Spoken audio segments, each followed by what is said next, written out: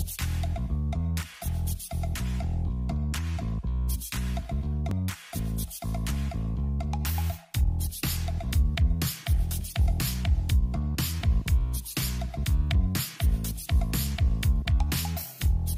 दोस्तों, हम Bharat skills portal पर अवेलेबल ITI के एग्जामिनेशंस के लिए जो क्वेश्चन बैंक है उसको सॉल्व करने की एक सीरीज़ कर रहे हैं। उस क्रम में आज हम वेल्डर ट्रेड थ्योरी पार्ट 6 को इसके रिमेनिंग क्वेश्चंस को सॉल्व करेंगे। 215 क्वेश्चन तक हम सॉल्व कर चुके हैं। आज के इस वीडियो में हम 216 से आगे क्वेश्चन को सॉल्व करके देखेंगे। ये सारे क्वेश्चंस पब्लिक डोमेन पर हैं, भारत स्किल्स के द्वारा डिज़ाइन किए गए हैं। मैं सिर्फ उनको सॉल्व करने के आपको तरीके बता रहा हूँ। हर बार की तरह इस फॉर्म में आप अपना ईमेल एड्रेस फिल करेंगे, नाम फिल करेंगे, मोबाइल नंबर फिल करेंगे और अपना सेशन फिल करेंगे। ये वेल्डर ट्रेड थ्योरी का टेस्ट है। ये चारों इन्फॉर्मेशन देने के बाद आप जब नेक्स्ट पर क्लिक करेंगे तो आपके सामने ये क्वेश्चन खुल जाएंगे, ये गूगल फॉर्म खुल जाएगा। आप उसको अटेम्प्ट करें और अगर आपने 85% से ज़्यादा स्कोर किया तो हम आपको इशू करेंगे एक इलेक्ट्रॉनिक सर्टिफिकेट। पहला क्वेश्चन है, what is the defect due to non cleaning the surface before welding. Welding से पहले अगर सतहों को, जहाँ पर आपको वेल्डिंग करनी है, उनकी अगर सफाई नहीं करी है तो क्या दोष उत्पन्न हो सकता है। देखिए, जब हम वेल्डिंग करते हैं तो हम पहले सतहों को साफ़ करते हैं। क्यों करते हैं? क्योंकि उन सतहों पर अगर कोई मॉइस्चर है, कोई पानी है, तेल है, ग्रीस है, तो वो साफ़ करना पड़ता है हमें। अगर वो साफ़ नहीं करेंगे तो हमारी वेल्डिंग में पोरोसिटी आएगी। पोरोसिटी क्यों आती है? जो भी ये मॉइस्चर है या पानी है, तेल है, ये सब वॉलेटाइल है, मतलब ऊष्मा प्राप्त करने के बाद ये भाप बन जाएंगे, वाष्पीकरण हो जाएगा इनका। वाष्पीकरण होने के बाद ये वेल्ड पूल में से निकलने की कोशिश करेंगे। जब ये वेल्ड पूल में से निकलते हैं और इसी बीच वेल्ड पूल अपना जम रहा है, सॉलिडिफाई हो रहा है, तो बाहर निकलते हुए ये एक छिद्र जैसा बना देते हैं, उसको हम पोरोसिटी कहते हैं। तो इसमें सही आंसर होगा सरफेस पोरोसिटी। जो दोष हमें प्राप्त होगा अगर हमने वेल्डिंग करने से पहले जिन पार्ट्स को हमें वेल्डिंग करना है, अगर हमने उसको क्लीन नहीं किया तो हमारे पास क्या दोष आएगा? ऑप्शन सी, जिसका नाम है सरफेस पोरोसिटी। ये ऑप्शन सही है। ओवरलैप तब होता है जब हमने प्री हीट नहीं किया, यानी कि हमारी जो जॉब जिन पे वेल्डिंग होनी है उनका टेम्परेचर ठंडा है और हमारी वेल्डिंग का जो मोल्टन मेटल है, फिलर मेटल जो है, वो बह के ऊपर तो आ गया सरफेस के, लेकिन सरफेस को फ्यूज़ नहीं कर पाया, पेरेंट मेटल को फ्यूज़ नहीं कर पाया, उसको ओवरलैप कहते हैं। लैक ऑफ फ्यूजन तब होता है जब करंट बहुत कम हो और हमारा पेरेंट मेटल और फिलर मेटल जो पिघली हुई अवस्था में है वो फ्यूज़ नहीं हो पाया, मतलब एक नहीं हो पाया, पिघल के एक नहीं बन पाया। और लास्ट ऑप्शन जो है, स्मॉल क्रैक्स इन बीड। क्रैक्स डेवलप तब होते हैं जब स्ट्रेसेस बहुत ज़्यादा लग रही हो, जब वो सॉलिडिफाई हो रहा होगा, स्ट्रेसेस बहुत ज़्यादा डेवलप हो रही होंगी और अगर हमने उसको रोका हुआ है, हम डिस्टॉर्शन नहीं चाह रहे हैं, तो वेल्डिंग में क्रैक आ जाते हैं। और हाइड्रोजन क्रैकिंग भी होती है। क्रैकिंग इसका आंसर नहीं है, इसका एक ही आंसर है, वो है surface porosity. What is the reason for lack of fluidity in molten metal in ब्रेज welding? Okay, ब्रेज welding में पिघली हुई धातु में तरलता की कमी का कारण क्या है? ये ब्रेज वेल्डिंग की बात कर रहे हैं। ब्रेज वेल्डिंग में क्या होता है, फ्लेम से हम ब्रॉन्ज का एक फिलर वायर है, उसको हम जहाँ वेल्डिंग करनी होती है उस ग्रूव में डालते हैं, राइट। सो अगर हमारा पेरेंट मेटल ठंडा है, मतलब हमने उसको प्री हीट नहीं किया, तो हमारा जैसे ही पिघली हुई अवस्था में फिलर मेटल बेस मेटल के संपर्क में आएगा तो वो जम जाएगा, मतलब वो सॉलिडिफाई हो जाएगा। अगर वो सॉलिडिफाई हो गया तो बह नहीं पाएगा। उसी को हम फ्लूइडिटी, पिघली हुई अवस्था में तरलता की कमी कहते हैं, लैक ऑफ फ्लूइडिटी कहते हैं। इसका कारण क्या हो सकता है? इसका कारण ये हो सकता है, जो हमारा बेस मेटल है वो प्री हीट करना था हमें, मतलब वेल्डिंग से पहले उसकी हीटिंग करनी थी ताकि उसका तापमान इतना रहे कि वो पिघली हुई अवस्था में जो फिलर मेटल उसमें गिर रहा है उसको वो जमा ना दे तुरंत। तब तक वो जमना नहीं चाहिए जब तक वो ग्रूव के आखिर में नहीं चला जाएगा। फ्लूइडिटी इसको कहते हैं, बहना। सो इसका करेक्ट आंसर क्या है? इसका करेक्ट आंसर है सी, इनएडिक्वेट प्री हीटिंग। मतलब हमने पेरेंट मेटल को वेल्डिंग करने से पहले उस तापमान तक नहीं लेकर आए जिस तापमान पर पिघली हुई अवस्था में जो फिलर मेटल उसके संपर्क में आएगा वो जम ना जाए। ठीक है, ओवर हीटिंग नहीं, ओवर हीटिंग से तो फ्लूइडिटी बरकरार रहेगी, तो ये आंसर नहीं हो सकता। इम्प्रॉपर फ्लेम से भी दूसरे दोष आएंगे, लेकिन फ्लूइडिटी तभी होती है जब हमारा पेरेंट मेटल ठंडा हो। आखिरी option, improper cleaning and lace use of flux. Improper cleaning से पोरोसिटी आती है, पिछले हमने क्वेश्चन में देख लिया, और लेस यूज़ ऑफ फ्लक्स से स्लैग इंक्लूजन होगा, क्योंकि फ्लक्स ही वो चीज़ है जो इम्प्योरिटीज़ को स्लैग बना के ऊपर तैरा देता है। तो अगर फ्लक्स कम हुआ तो स्लैग अंदर फंसा रह जाएगा। What defect can be eliminated by this welding method. इस वेल्डिंग विधि से किस दोष को दूर किया जा सकता है? ये दोष ये जो आपके सामने चित्र दिखाई दे रहा है, इसमें 2 पार्ट जिनको आपस में वेल्ड करना है वो ये हैं, और इनको हमने जकड़ रखा है क्लैंप से। और क्यों जकड़ रखा है? क्योंकि जब वेल्डिंग होगी तो इसमें डिस्टॉर्शन आएगा, विरूपण होगा, विकार आएगा इसमें। वो विकार ना आए, ये अपने जो शेप है और अलाइनमेंट है इसको बरकरार रखे, उसके लिए हमें ये क्लैंप लगाने पड़ रहे हैं इसमें, ताकि ये वेल्डिंग के समय ऐंठे ना या उठ ना जाए, एंगुलर डिस्टॉर्शन ना हो जाए इसमें। तो इसका आंसर क्या है? ये हमसे क्या पूछ रहे हैं, इस वेल्डिंग विधि में किस दोष को दूर किया जाता है? इस वेल्डिंग विधि से विरूपण यानी कि डिस्टॉर्शन को दूर किया जाता है। ऑप्शन देख लेते हैं। क्रैक्स नहीं है इसका आंसर। आर्क ब्लो तो डीसी वेल्डिंग की वजह से होता है। डिस्टॉर्शन इसका सही आंसर है ऑप्शन सी। अंडरकट भी इसका आंसर नहीं है। अंडरकट तब होता है जब हमारा करंट बहुत ज़्यादा हो या फिर हमने पेरेंट मेटल के किनारों पर ज़्यादा हीट दे दी हो।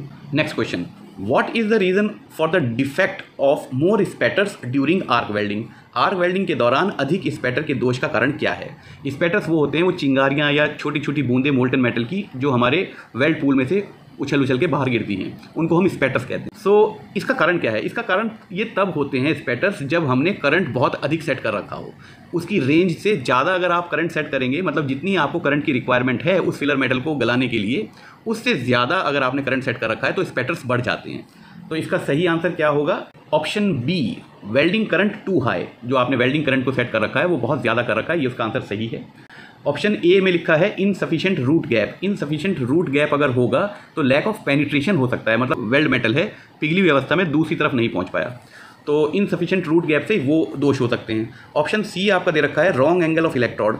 अगर इलेक्ट्रोड का रॉन्ग एंगल हुआ, बीड बड़ी हो सकती है, मोटी हो सकती है, ज़्यादा वेल्डिंग हो सकती है, जो स्पैटर का दोष है वो रॉन्ग एंगल की वजह से नहीं होता, तो ये ऑप्शन भी गलत है। Use of very short arc length, बहुत छोटी आर्क लेंथ आप रखेंगे तो बहुत ज़्यादा पेनिट्रेशन हो सकता है और बर्न थ्रू हो सकता है, मतलब हमारा मेटल पिघल के आर पार उसमें छेद हो सकता है। लेकिन स्पैटर्स ज़्यादा हों ये इस कारण नहीं होता। स्पैटर्स इसीलिए ज़्यादा आते हैं क्योंकि हमने करंट ज़्यादा सेट कर रखा है, तो ऑप्शन बी सही आंसर है। Next question, what is the welding defect with no fusion of base metal on root face, side face और बिटवीन द वेल्ड रन? अगर हमारा बेस मेटल फ्यूज़ नहीं हो पा रहा, मतलब वेल्ड मेटल का हिस्सा नहीं बन पा रहा है, ना तो उसके रूट फेस पे से, या तो वो रूट फेस पे वेल्ड मेटल का हिस्सा नहीं बन पाया, मतलब वो वैसे ही अवस्था में रहा जैसी वेल्डिंग से पहले था। वेल्ड मेटल वो होता है जो जमने के बाद फिलर मेटल और बेस मेटल एक होकर जब जमते हैं और जो हमारे पास एक मेटलर्जिकल जॉइंट मिलता है उसको हम वेल्ड मेटल कहते हैं। तो अगर पेरेंट मेटल चाहे रूट पर, चाहे एज पर या फेस पर, अगर वो या दो वेल्डिंग के बीच में अगर हमारा वेल्ड मेटल फ्यूज़ नहीं हो रहा, मतलब वो पिघल के एक नहीं हो रहा है, तो उस दोष का कारण क्या है? पोरोसिटी वो नहीं है। पोरोसिटी में तो फ्यूजन तो हो गया, लेकिन वो ट्रैप्ड गैसेज जो हैं जब बाहर निकल रही हैं तो एक छिद्र जैसा सरफेस पे बना रही हैं, उसको पोरोसिटी कहते हैं। अंडरकट वो नहीं है। अंडरकट वो है जब आपकी वेल्डिंग के टो पर, पैर जहाँ पर वेल्डिंग का किनारा आया है वहाँ पर एक नाली बन जाती है, उसको हम अंडरकट कहते हैं। ये भी वो आंसर नहीं है। इसको कहते हैं लैक ऑफ फ्यूज़न, तो आंसर सी सही है। लैक ऑफ फ्यूजन क्या है कि हमारा बेस मेटल फ्यूज़ ही नहीं हो पाया है, वेल्ड मेटल नहीं बन पाया है वो। लैक ऑफ पेनिट्रेशन भी इसको नहीं कहते। लैक ऑफ पेनिट्रेशन तब होता है अगर वो दूसरी तरफ, अगली साइड, अदर साइड नहीं पहुंच पाया पिघली हुई अवस्था में, उसको हम लैक ऑफ पेनिट्रेशन कहते हैं। तो what is the defect shown in the figure? चित्र में दिखाए गए इस दोष का नाम क्या है? ओके, अगर आप सबसे ऊपर वाले चित्र को देखें तो वेल्डिंग जो आपको ये काला काला ट्रायंगुलर उसमें है, ये वेल्डिंग है, ये वेल्ड मेटल है। इस वेल्ड मेटल के तुरंत ऊपर देखेंगे तो आपको एक नाली सी दिखाई देगी, एक नाली बन गई है, गड्ढा सा बन गया है। हमारे बेस मेटल की थिकनेस कम हो गई है इस जगह से, इसको हम अंडरकट कहते हैं। यही है वो अंडरकट। दूसरी उसके नीचे वाली चित्र में ये साफ दिखाई नहीं दे रहा है क्योंकि छोटा बन गया है शायद, लेकिन सबसे नीचे वाली चित्र में भी आप देखेंगे जो एक ट्रायंगुलर आपको वेल्डिंग दिखाई दी है, उसके दोनों सिरों पर, इधर भी और इधर भी, आपको एक नाली जैसी, एक गड्ढा जैसा दिखाई देगा, और ये पूरी लंबाई में होगा। जहाँ तक आपने वेल्डिंग करी है वहाँ तक ये नाली चलेगी। तो ये क्या कहलाती है? ये दोष क्या है? इसको कहते हैं अंडरकट। ऑप्शन में आंसर सी सही है। What is the result of inner cone of flame touching the molten metal while welding? Welding करते समय पिघली हुई धातु को छूने वाली लौ के भीतरी शंकु का क्या परिणाम होता है? अच्छा, ओके, इस हिंदी में वो क्या कहना चाह रहे हैं, ये ट्रांसलेशन में कुछ गड़बड़ हो गई, समझ नहीं आया। हिंदी में वो ये पूछना चाह रहे हैं कि जब आप गैस वेल्डिंग कर रहे हैं, आपकी नोज़ल में से फ्लेम निकल रही है, आपकी नोज़ल अगर वेल्ड पूल में टच हो जाती है, अंदर का शंकु मतलब आपकी फ्लेम वेल्ड पूल में बिल्कुल नोज़ल टच हो जाती है मान लीजिए, तो क्या होगा, उसका परिणाम क्या होगा? ऐसे में बैकफायर हो जाता है, मतलब आपकी जो गैसेस बाहर, आपकी फ्लेम बुझ जाएगी, जो गैस बाहर आ रही है वो बाहर नहीं आ पाएगी, और एक बैकफायर मतलब एक प्रेशर अंदर की तरफ जाता है, उसको हम बैकफायर कहते हैं। हालांकि उसके लिए सेफ्टी हम बैकफायर अरेस्टर लगा के रखते हैं अपने ब्लो पाइप में, लेकिन बैकफायर की एक समस्या आती है अगर आपने अपनी नोज़ल को या तो पेरेंट मेटल पे टच कर दिया, मतलब उस पर रख दिया जबकि उसमें से फ्लेम निकल रही थी, और या वो किसी वजह से बहुत करीब आके और वेल्ड पूल में टच हो गई, तो इस स्थिति में आपको मिलेगा बैकफायर। आंसर बी करेक्ट है, ऑप्शन बी करेक्ट है। What defect will occur due to incorrect tilt of blow pipe? Blow pipe के गलत झुकाव के कारण क्या दोष होता है? अच्छा ठीक है, देखिए आप ब्लो पाइप, जब हम गैस वेल्डिंग कर रहे होते हैं तो हमारे पास दो तकनीक होती हैं, एक लेफ्टवर्ड टेक्निक, एक राइटवर्ड टेक्निक। वो हम अपनी वीडियो में समझ चुके हैं, और हमने ये भी समझा था कि लेफ्टवर्ड टेक्निक में और राइटवर्ड टेक्निक में जो ब्लो पाइप और फिलर रॉड है उनके झुकाव का कोई कोण होता है, उस बीच में उन कोण को रखना चाहिए। पर यहाँ पर सवाल ये पूछ रहे हैं इनकरेक्ट टिल्ट, इसको भी हम झुकाव ही कहेंगे, लेकिन ये झुकाव आपकी ट्रांसवर्स डायरेक्शन में है, मतलब आपकी लॉ, जो आपकी वेल्डिंग की, गैस वेल्डिंग की लॉ है, वो वहाँ डायरेक्ट होनी चाहिए, वहाँ पर उसका निशाना होना चाहिए जहाँ पर आपको वेल्डिंग करनी है। अगर आपने उसको दाएं या बाएं झुका दिया, वो जो हमने एंगल पढ़े थे गैस वेल्डिंग में राइटवर्ड और लेफ्टवर्ड में, वो एंगल हैं बेस मेटल से ऊपर और नीचे की तरफ, लेकिन अगर आपने नोजल को दाएं और बाएं झुका दिया तो क्या होगा, जिस तरफ आपकी फ्लेम बेस मेटल की तरफ टच कर रही होगी उधर का बेस मेटल ज़्यादा गर्म हो जाएगा उस सतह का, मतलब दो पार्ट को आपको जोड़ना है, बीच में आपने उसमें ग्रूव बना रखा है, तो अगर आपने ये नोजल का एंगल इधर टिल्ट कर दिया, मतलब झुकाव ऐसे कर दिया, तो आपकी फ्लेम इस तरफ जा रही होगी, तो इधर वाला जो पार्ट है वो ज़्यादा गर्म हो जाएगा, वो ज़्यादा गर्म हो जाएगा तो पिघलने लगेगा, पिघल के वो वेल्ड मेटल में आ जाएगा, तो आपको अंडरकट मिलेगा। मतलब पेरेंट मेटल जिसको हम पिघलाना इतना नहीं चाह रहे थे, एक तो फ्यूजन जोन होता है, उस फ्यूजन जोन से भी अगर ज़्यादा पिघल गया तो वो बह के इस गड्ढे में ग्रूव में गिरेगा ना, जहाँ पर आपने वेल्डिंग के लिए ग्रूव बनाया हुआ है, तो आपको एक अंडरकट मिलता है, उस जगह आपके पेरेंट मेटल की थिकनेस कम हो जाती है। तो इसका आंसर है डी, अंडरकट इन वेल्ड जॉइंट्स मिलता है अगर आपने इनकरेक्ट टिल्ट कर दिया, झुकाव कर दिया ब्लो पाइप का दाएं या बाएं, ऊपर नीचे की बात नहीं कर रहा, वो तो आपको करना ही पड़ता है। और ये जो ऊपर नीचे भी हम कर रहे हैं ये इस वजह से ताकि हमारी फ्लेम वहाँ निशाना लगाए जहाँ पर हमारा वेल्डिंग होना है, हमें बेस मेटल को गर्म नहीं करना है। लेकिन अगर आपने दाएं और बाएं उसको झुकाया तो फिर आपका पेरेंट मेटल किसी एक तरफ का हिस्सा ज़्यादा गर्म होगा, उस कंडीशन में हमारे पास अंडरकट वाली प्रॉब्लम आती है। क्रेटर एट द एंड, ये इसका आंसर नहीं है। क्रेटर तो हर वेल्डिंग तकनीक में आता ही है, जहाँ पर आप वेल्डिंग को ख़त्म करते हैं वहाँ पर क्रेटर आपको मिलता है। वेल्ड पोरोसिटी वो हम समझ चुके हैं, वो तो अगर आपने साफ़ नहीं करा वेल्डिंग करने से पहले तो गैसेस निकलेंगी तो पोरोसिटी होगी। लैक ऑफ रूट पेनिट्रेशन, ये भी अगर लॉ का तापमान कम है या करंट कम है तो आपको लैक ऑफ पेनिट्रेशन या रूट का गैप आपने कम रखा है, एज प्रिपरेशन आपने सही नहीं करी, तब आपको रूट पेनिट्रेशन में कमी मिलती है। तो ऊपर के तीनों आंसर गलत हैं, इसका आंसर है D. Next question, how is the scale and oxide remove from stainless steel weld? अच्छा, क्वेश्चन ये है स्टेनलेस स्टील वेल्ड से स्केल और ऑक्साइड को कैसे हटाया जाए। हमारे पास दो स्टेनलेस स्टील के चादरें थी या पार्ट्स थे, उनको हमने वेल्डिंग कर दी। वेल्डिंग करने के बाद स्टेनलेस स्टील के ऊपर ऑक्साइड की एक लेयर, उसको स्केल भी कहते हैं, उसको कैसे हटाया जाए। उसको हटाने के बहुत सारे तरीके हैं। एक तरीका है आप उसको सफाई कर दो, ग्राइंडिंग कर दो उसके ऊपर थोड़ी थोड़ी, बफिंग कर सकते हैं आप उसके ऊपर। बफिंग भी एक एमरी पेपर से उसको थोड़ा सा साफ़ करने को कहते हैं, एमरी पेपर मतलब रेगमाल से। और उसका सबसे ज़्यादा प्रचलित और सबसे ज़्यादा यूज़ होने वाला जो तरीका है उसको कहते हैं पिकलिंग। ये आपको पता होना चाहिए, पिकलिंग, PICKLING। पिकलिंग एक ऐसी तकनीक है जिससे स्टेनलेस स्टील के ऊपर स्केल और ऑक्साइड की लेयर्स को साफ़ किया जाता है। पिकलिंग एसिड के द्वारा स्टेनलेस स्टील को साफ़ करना है ताकि उसके ऊपर के स्केल और ऑक्साइड लेयर हट जाए।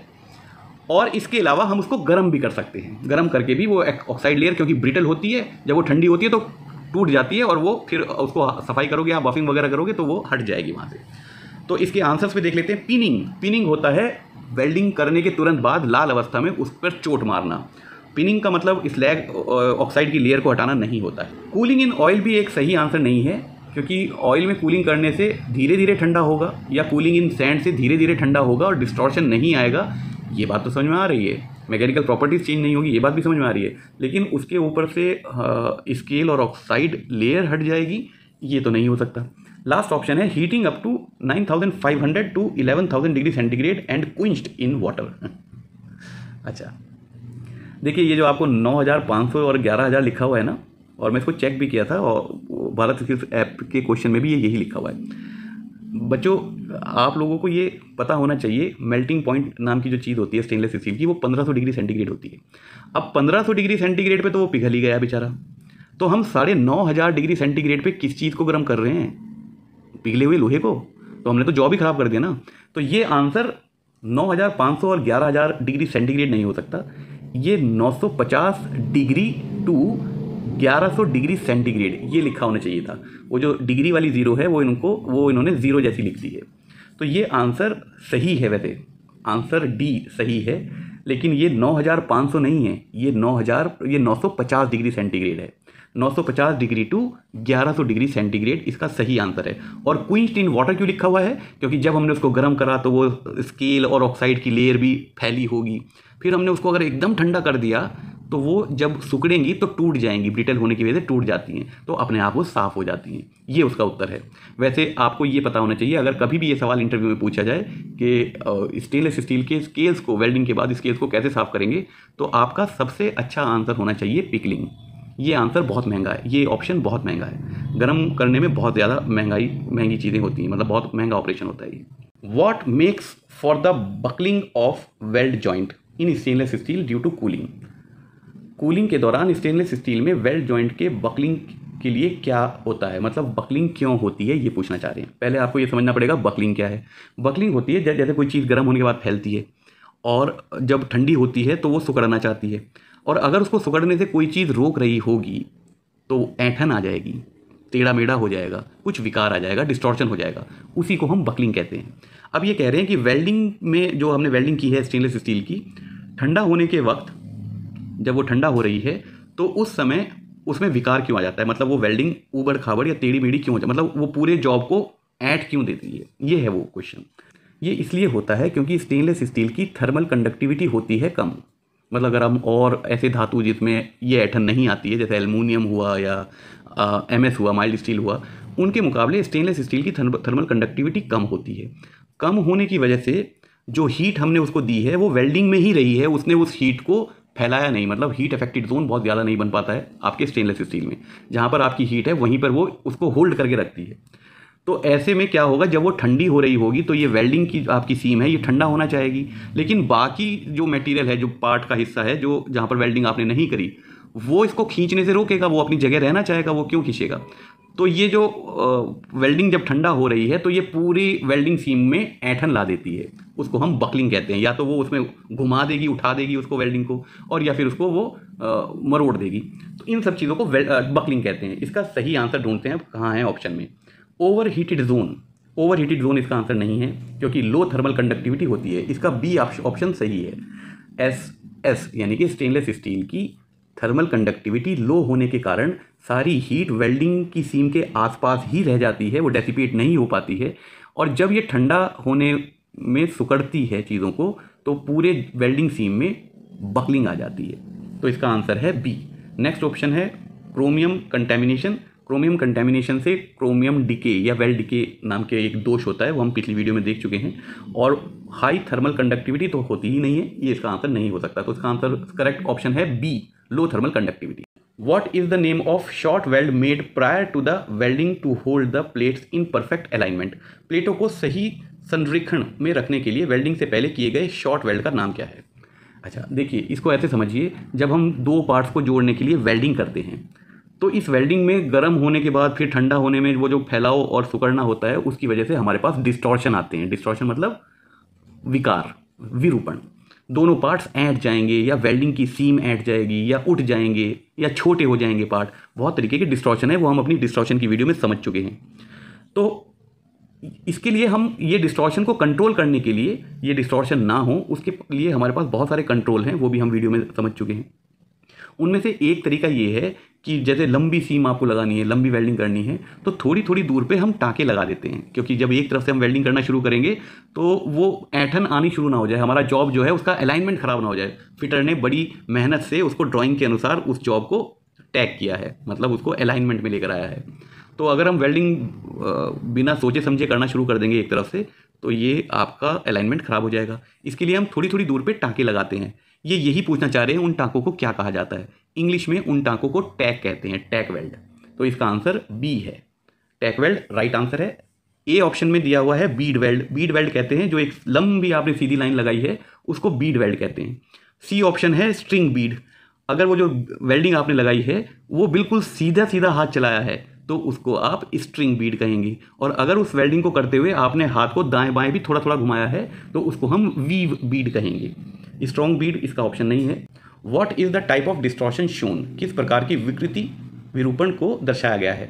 जिस डायरेक्शन में हमारी वेल्डिंग हो रही है उसी डायरेक्शन में फोर्सेज लग रही हैं, डिस्टॉर्शन फोर्सेज लग रही हैं। आप इन एरो से देखें तो ये जो डिस्टॉर्शन फोर्सेज हैं ये लंबाई को छोटा करने की कोशिश कर रही हैं और लगभग कर भी दिया। आपको डायग्राम में दिख रहा होगा इसके किनारों पे लंबाई ज़्यादा है और बीच में जहाँ वेल्डिंग हुई है वहाँ पर लंबाई सिकुड़ गई है। इसको हम लॉन्गिट्यूडनल डिस्टॉर्शन कहते हैं।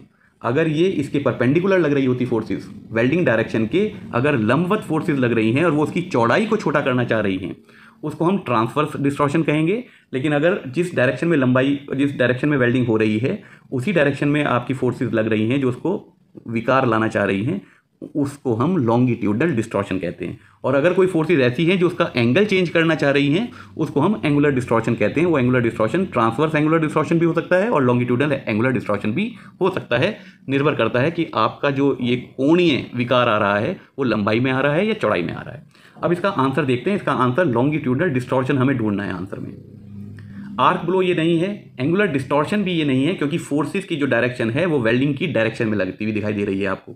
इसमें प्लेट को इसने उठाया नहीं है, बीच में से छोटा कर दिया है। ट्रांसवर्स डिस्टॉर्शन ये नहीं है क्योंकि उसी डायरेक्शन में फोर्सेस लग रही हैं। इसका आंसर डी है, longitudinal distortion. What is the method of controlling of distortion shown, विकृति को नियंत्रित करने का तरीका क्या दिखाया गया है। अच्छा, एक पाइप है उसमें वेल्डिंग करने के बाद वो पाइप बनाना था हमें।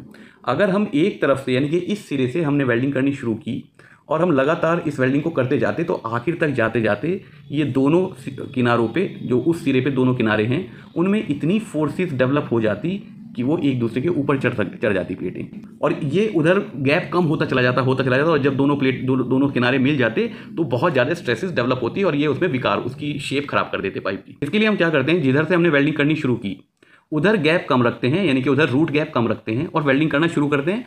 आगे रूट गैप बढ़ता चला जाता है। जब वेल्डिंग होती है तो वो रूट गैप कम होते होते उसी पोजीशन में आ जाता है जिस पोजीशन में हमें वो चाहिए। इसके ऑप्शंस को देख लेते हैं। पहला ऑप्शन है टैकिंग। इसमें हमने टाँके नहीं लगाए, छोटे छोटे टाँके नहीं लगाए तो टैकिंग आंसर नहीं हो सकता। प्री बेंडिंग हम तब करते हैं, देखिए जब हम वेल्डिंग करते हैं तो प्लेट में एंगुलर डिस्टॉर्शन आता है। हम पहले ही उसको अपोजिट डायरेक्शन में घुमा के फिर वेल्डिंग करते हैं ताकि जब उसमें वो एंगुलर डिस्टॉर्शन आए तो हमारी प्लेट सीधी हो जाए या अपनी करेक्ट पोजीशन अलाइनमेंट में आ जाए। उसको हम प्री बेंडिंग कहते हैं। यहाँ पर प्री बेंडिंग नाम की कोई चीज़ हमें दिखाई नहीं दे रही। पाइप भले ही बेंड करके बनाया हुआ हो लेकिन हमें वेल्डिंग जहाँ हमें करनी है उसके आसपास दोनों सिरों को हमने कोई प्री बेंडिंग नहीं किया है, तो प्री बेंडिंग भी इसका आंसर नहीं है। जिग्स एंड फिक्सर इसका आंसर हो सकता है क्योंकि बीच में अगर आप गौर से देखें तो हमने 2 क्लैंप को नट बोल्ट से उसको रोका हुआ है ताकि इस गैप को मेंटेन कर सकें, हम ये गैप को मेंटेन कर सकें। तो जिग्स एंड फिक्सर हो सकता है लेकिन डाइवर्जिंग अलाउंस इसका सबसे सही आंसर है। इस तकनीक में हम एक तरफ गैप कम और दूसरी तरफ गैप ज़्यादा रखते हैं और जिधर से गैप कम है उधर से वेल्डिंग करना शुरू करते हैं तो जब तक हम दूसरे सिरे तक पहुंचते हैं वहाँ पर भी वो गैप मेंटेन हो जाता है। इसको हम डाइवर्जिंग अलाउंस कहते हैं। What is the method of controlling method of distortion shown, विकृति को नियंत्रित करने का तरीका। अच्छा, ये वही क्वेश्चन है, उसमें पाइप था, इसमें प्लेट दिखाया हुआ है। इसमें भी आप देखेंगे नीचे वाले सिरे पे गैप कम और ऊपर वाले सिरे पे गैप ज़्यादा रख रखा है। इसमें हमने कोई टैक वेल्डिंग नहीं करी है, इसमें कोई हमने जिग्स एंड फिक्सर भी नहीं लगा रखा है और ना ही इसको हमने प्री बेंडिंग करा है, मतलब उल्टी दिशा में हमने इसको झुका के और फिर वेल्डिंग करनी शुरू नहीं की है। इसका भी आंसर डी है, distortion allowance. Next question, what is the type of distortion shown. आपको चित्र में जो डिस्टॉर्शन दिखाई दे रहा है इसमें जो एरो से आपको फोर्सेस दिखाई दे रही हैं, किस डायरेक्शन में फोर्सेस लग रही हैं, वो इसके एंगल को चेंज करना चाह रही हैं। जो लंबवत खड़ी हुई थी प्लेट वो झुक जाएगी वेल्डिंग के बाद। चित्र में आप देख पाएंगे कि ये झुकाव हो गया वेल्डिंग के बाद और इसका कोण जो 90 डिग्री था वो बदल गया। इसको हम एंगुलर डिस्टॉर्शन कहते हैं। इसमें डिस्टॉर्शन फोर्सेज जो लग रही हैं ना तो वो वेल्डिंग की डायरेक्शन में लग रही हैं ना उसके लंबवत लग रही हैं, कोणीय उसका कोण बदलने की कोशिश कर रही है, कोणीय डायरेक्शन में लग रही हैं, इसलिए इसका आंसर होगा एंगुलर डिस्टॉर्शन। ऐसे ही आप नीचे इस एल्बो को देखेंगे, जब इस एल्बो पे वेल्डिंग करी तो इसका जो 90 डिग्री का कोण था वो थोड़ा बढ़ गया, ऊपर उठ गई है। और तीसरी फिगर में भी आप देख पाएंगे 2 प्लेटों को सेम प्लेन में जोड़ना था, इसको हम बट वेल्ड भी कहते हैं। तो बट वेल्डिंग हो रही है दो प्लेटों की, उसमें जब वेल्डिंग हमने करी तो इसने दोनों प्लेटों के सिरों को उठा दिया, मतलब जो पहले 180 डिग्री था अब वो 180 डिग्री से कम कर दिया। ये तीनों ही केसेस में हमें क्या मिल रहा है, एंगुलर डिस्टॉर्शन। ऑप्शन बी इसका सही आंसर है। लेंथ डिस्टॉर्शन नहीं है, ट्रांसवर्स डिस्टॉर्शन नहीं है, लॉन्गिट्यूडनल डिस्टॉर्शन नहीं है। What type of defect will occur due to evaporation of the trapped gas from the liquid metal? द्रव्य धातु से फंसी हुई गैस के वाष्पन से किस प्रकार के दोष उत्पन्न होते हैं? द्रव्य धातु यानी कि लिक्विड मेटल कब होता है, कहाँ होता है? जहाँ वेल्डिंग हो रही है उस समय वो वहाँ पिघली हुई अवस्था में होगा। उस पिघली हुई अवस्था में अगर फंसी हुई गैस बाहर निकल रही हैं तो वो क्या दोष उत्पन्न करती हैं? हमने इसको बहुत बार समझ लिया, अच्छी तरह समझ लिया। इसको हम पोरोसिटी कहते हैं। जब फंसी हुई गैसेस पिघली हुई अवस्था में से बाहर निकलना चाहेंगी वेल्डिंग के दौरान तो वो पोरोसिटी का दोष उत्पन्न करती हैं, और ये तब होता है जब हमने वेल्डिंग करने से पहले अच्छी तरह साफ़ नहीं किया है, सफाई नहीं की है जिन दो पार्ट्स की हमें वेल्डिंग करनी है। यानी कि उसके ऊपर कुछ मॉइस्चर, पानी, तेल, ग्रीस या कोई और वॉलेटाइल ऐसा वस्तु उसके ऊपर रह गई है जो हमें हटानी चाहिए थी वेल्डिंग करने से पहले। Which welding the slag inclusion defects will occur? Slag समावेश दोष किस वेल्डिंग में होगा? हमारे पास सबसे ज़्यादा स्लैग किस वेल्डिंग में उत्पन्न होता है? आर्क वेल्डिंग में। आर्क वेल्डिंग में हमारे पास स्लैग सबसे ज़्यादा हमें प्राप्त होता है। सबमर्ज्ड आर्क वेल्डिंग में हमें सबसे ज़्यादा प्राप्त होता है, और थोड़ा बहुत हमें फ्लक्स कोड वायर, जिसको GMAW जैसी होती है, उसका AWS में नाम है FCAW, flux code arc welding. तो इन तीन वेल्डिंग में हमें स्लैग सबसे ज़्यादा उत्पन्न होता है। टिग वेल्डिंग में नहीं होता, आपका GMAW में नहीं होता, बाकी और वेल्डिंग में इतना नहीं हमें स्लैग प्राप्त होता जितना आर्क वेल्डिंग में, सबमर्ज्ड आर्क वेल्डिंग में और फ्लक्स कोड CO2 वेल्डिंग में होता है। तो नीचे जहाँ पर सबसे ज़्यादा हमें स्लैग प्राप्त होगा तो स्लैग के फंसने का यानी कि समावेशन का दोष भी वहीं उत्पन्न होगा। नीचे ऑप्शन देख लेते हैं। Manual metal arc welding. Manual metal arc welding वही है जिसको हम SMAW यानी कि शील्डेड मेटल आर्क वेल्डिंग या स्टिक वेल्डिंग कहते हैं। इसमें हमें स्लैग बहुत प्राप्त होता है। ये तीनों एक ही के नाम है। टिग में नहीं होता, टंक्शन इनर्ट गैस में हमें स्लैग नहीं मिलता है। मेटल इनर्ट गैस में भी नहीं मिलता, मिग में भी नहीं मिलता। ऑक्सी एसिटिलीन गैस वेल्डिंग में भी हमें स्लैग बहुत ज़्यादा नहीं मिलता है। तो इसका एक ही आंसर है, वो है ए, क्योंकि सबसे ज़्यादा इन विधियों में से सबसे ज़्यादा स्लैग हमें कहाँ मिल रहा है? मैनुअल मेटल आर्क वेल्डिंग में। तो स्लैग फंसने की संभावनाएं कौन सी वेल्डिंग में होंगी? इसी में होंगी, इसलिए ये आंसर सही है। What will happen if the current is low while arc welding? Arc welding के समय यदि करंट को हमने कम रखा तो क्या होगा? अगर करंट को हमने कम रखा तो या तो लैक ऑफ फ्यूजन होगा या लैक ऑफ पेनिट्रेशन होगा। इन दोनों में से कोई सा एक आंसर हमें ढूंढना है। फॉर्म्ड ओवरलैप, ये आंसर नहीं है। ये तब होता है जब हमने वेल्डिंग करने से पहले मेटल को हीट नहीं किया। स्पैटर्स आर मोर, ये भी नहीं है। ये तब होता है जब हमारा करंट बहुत ज़्यादा हो। इलेक्ट्रोड फ्यूज्ड स्पीडली, हमारी इलेक्ट्रोड बहुत जल्दी जल्दी पिघल रही है, ये भी तब होगा जब करंट ज़्यादा होगा। Base metal edges not melt properly, ये है आंसर। इसी को हम लैक ऑफ फ्यूजन कहते हैं। अगर आपका बेस मेटल की जो एज हैं वो अच्छी तरह फ्यूज़ नहीं हो पाई, मतलब वो पिघल के वेल्ड पूल में शामिल नहीं हो पाई, तो हम उसको लैक ऑफ फ्यूजन कहते हैं। ये आंसर इसका सही है, option D. What is the use of intermediate tax on weld setting of plates? प्लेटों में वेल्ड सेटिंग पर इंटरमीडिएट टैग का क्या उपयोग है? इंटरमीडिएट टैग वो होते हैं जो टाँके हम बीच बीच में छोड़ छोड़ के टाँके लगाते हैं, उनको हम इंटरमीडिएट टैग्स कहते हैं। तो उनका क्या उद्देश्य है, उपयोग क्या है, क्यों लगाते हैं? अरे अभी तो बताया था, वो इसलिए लगाते हैं क्योंकि जब हम वेल्डिंग करेंगे तो वो वेल्डिंग के जो डिस्टॉर्शन फोर्सेस हैं वो उसमें डिस्टॉर्शन ना ला सकें, मतलब वो उसका अलाइनमेंट ना ख़राब कर सकें। जो फिटर ने उसको फिट किया है जॉब को, जिस अलाइनमेंट और जिस पोजीशन में, वो ख़राब ना हो जाए वेल्डिंग करते हुए, इसलिए हम उसको बीच बीच में वो छोड़ छोड़ के टाँके लगाते हैं। अब आंसर देखते हैं, इसका आंसर क्या है? Align and to maintain the position of joint, ये बात बिल्कुल सही है। हम ये टाँके इसीलिए लगाते हैं कि वेल्डिंग के दौरान उनकी पोजीशन और उनका अलाइनमेंट दोनों पार्ट्स का जिनको हम वेल्ड कर रहे हैं वो ख़राब ना हो जाए। ये ऑप्शन सही है। What is the main reason that aluminium is difficult to weld? Aluminium difficult होता है वेल्ड करने में क्योंकि उसके ऊपर एक ऑक्साइड की लेयर, आपने देखा होगा एल्युमिनियम के ऊपर एक पीली पीली सी एक लेयर अपने आप ही जम जाती है। एल्युमिनियम के ऊपर बहुत ज़्यादा ऑक्सीडेशन हो जाता है, ऑक्साइड की लेयर उसके ऊपर जम जाती है। तो इसका आंसर बी है। इस वजह से इसकी वेल्डिंग करना मुश्किल होता है, क्योंकि जब ये ऑक्साइड की लेयर उसके ऊपर जम गई और हम कितना भी साफ़ करें, अगर वो साफ़ नहीं हो पाई तो अगली वेल्डिंग में जब हम दोबारा उसके ऊपर एक और वेल्डिंग करेंगे ग्रूव भरने के लिए, मतलब ऑक्साइड उसके अंदर फंसा रह सकता है और वो हमारी वेल्डिंग को कमज़ोर करता है। इसलिए एल्युमिनियम की वेल्डिंग को करना मुश्किल होता है। लेस वेट, एल्युमिनियम का वेट लेस होता है दूसरे धातुओं क्योंकि उसकी डेंसिटी कम होती है, पर इससे उसकी वेल्डिंग करने में आने वाली मुश्किलों से कोई संबंध नहीं है। हाई थर्मल कंडक्टिविटी, ये बात भी सही है, एल्युमिनियम की थर्मल कंडक्टिविटी बहुत ज़्यादा होती है, पर इस वजह से वेल्डिंग को करने में परेशानी आएगी, ये बात सही नहीं है। बेटर स्ट्रेंथ वेट रेशो, ये भी बात सही है, एल्युमिनियम का weight to strength ratio, sorry उल्टा बोल रहा हूँ, स्ट्रेंथ टू वेट रेशो बहुत ज़्यादा होता है। मतलब ये एक मायने में देखा जाए तो लोहे से और स्टेनलेस स्टील से भी ज़्यादा मजबूत मेटल है। इसका वेट भी तो देखो बहुत कम है, लेकिन उतने कम वेट में अगर आप लोहे का कोई जॉब बनाओगे उसकी ताकत इतनी नहीं होगी जितनी एल्युमिनियम की होगी। ये भी सही है, लेकिन इसका ये मतलब नहीं निकलता कि उसकी वेल्डिंग करने में हमें परेशानी आती है। वेल्डिंग करने में उसकी परेशानी सिर्फ इसलिए आती है क्योंकि उस पर ऑक्साइड फॉर्मेशन बहुत रैपिड होता है, बहुत जल्दी हो जाता है। इसका आंसर बी सही है, option B. What method of heating is done to remove bending distortion of weld joint with wedge shaped area? Okay, wedge के आकार के क्षेत्र के साथ वेल्ड जोड़ को झुकने वाले विरूपण से दूर करने के लिए हीटिंग का कौन सी विधि की जाती है? आपका कोई जॉब है, सीधा था, वेल्डिंग की वजह से या किसी भी वजह से वो आपका घूम गया, मुड़ गया, अब आपको उसको सीधा करना है। वैसे तो जैक लगा के भी सीधा कर सकते हैं, हल्की हल्की हीटिंग करके, पर अगर आपको हीटिंग से इसको सीधा करना है, यानी कि गर्म कर करके भी हम सीधा कर लेते हैं उसको, तो हमें एक ट्रायंगुलर हीटिंग मेथड को अपनाना पड़ता है। ट्रायंगुलर मतलब एक तरफ ज़्यादा बड़े एरिया को हम हीट करते हैं और नीचे पतले एरिया को, लाइन को हीट करते हैं। जब ये ठंडा होगा और इसको फिर ठंडा करते हैं, तो जब इसको एकदम ठंडा करते हैं तो ये सिकुड़ेगा।